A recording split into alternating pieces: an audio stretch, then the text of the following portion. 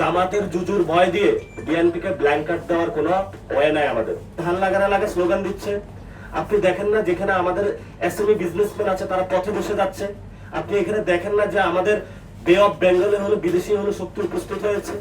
আপনাদের সেই চোখগুলা কোথায় গেছে? বড় বড় রাস্তায় এতদিন কথা বলতেন এই ধরনের জাতীয়তাবাদী, আর এই ধরনের জাতীয়তাবাদীর হলো এই যে একটা আসন দিলেই হলো অথবা 2 টাকা ছিটালেই হলো যারা বিক্রি হয়ে যায়, আমরা তাদেরকে এই লাল পতাকার সৈনিকদের আমরা ভালো করে বাংলাদেশে দেখে নিয়েছি।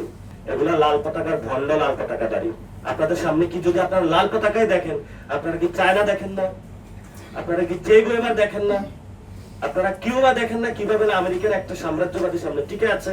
আপনাদের এইগুলার কারণে এখানে গেলে কমরেড যারা মুজাফফর তারা আজকে কবরে লজ্জা পাবে। আপনাদের এই ধরনের ঘৃণ্য জঘন্য অ্যাক্টিভিটিজের কারণে কমরেড মনি সিংরা লজ্জা পাবেন যে ভবনে আপনারা বসে বসে অফিস করেন। আমি বলবো এখানে হলো জামাতের জুজুর ভয় দিয়ে বিএনপিকে ব্ল্যাঙ্ক কার্ড দেওয়ার কোনো ওয়ে নাই আমাদের। জামাতের জুজুর কার্ড ভয় দেখিয়ে 11 দলীয় জুজুর কার্ড ভয় দেখিয়ে পুশিনকে হলো এখানে ইনফ্লো এটা করে দেওয়া, এই ধরনের কোনো আমাদেরকে এই ব্যবস্থার দিকে ঠেলে দেবেন না। আল্লাহর রাস্তা মাপ চাই আপনাদের কাছে।